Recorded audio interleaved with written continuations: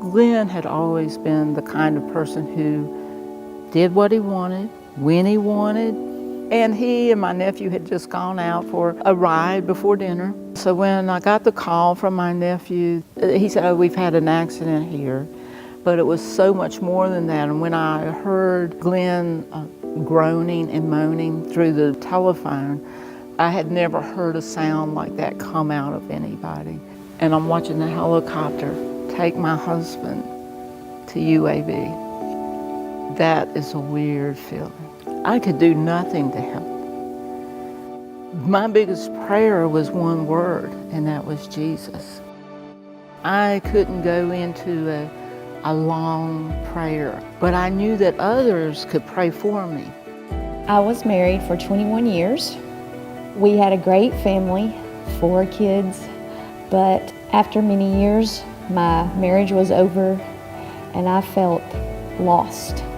All along, either my father or my husband had given me my identity and given me protection. So I didn't know who I was. My career path before I came to the Foundry consisted of working in the IT industry.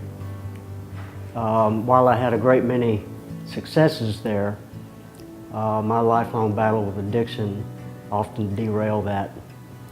Because of my behavior, my family had all but discarded me, and they didn't want to have anything to do with me.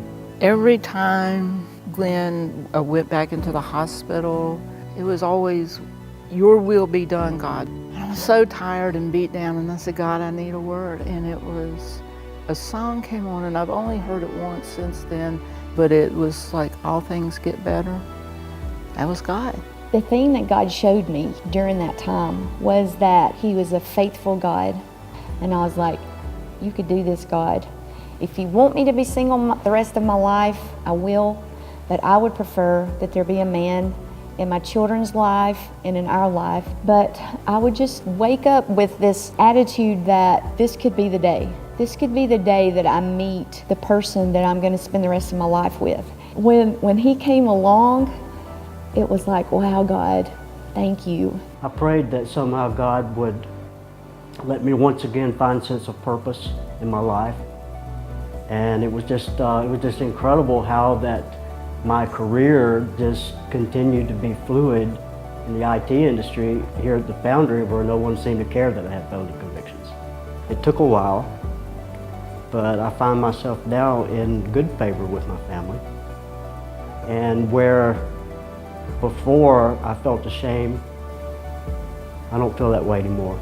Just so many little things started just falling into place. I feel like God answered my prayer. Jesus touched somebody and healed them, or somebody reached out to Him and He healed them. But then there's also scripture that says He told somebody what to do to be healed. There were times where He spoke to somebody else and said, because of your faith, they're going to be made whole. I think the greatest element of healing has been regaining my sense of purpose and being able to do what I love to do every day. Not only to have regained that, but to be able to work in an environment where I can help others that have had the same kind of trouble I've had. While Glenn was being physically healed, I was being spiritually healed. I feel like the word healing and that God's up there directing all these pieces, it's just so overwhelming. Everybody's journey is different. His touch on our healing is different. You might be one of those people that Jesus says, go down there and dip. Or you might be one of those people that says, come here, you're going to be healed. You're going to be healed right now.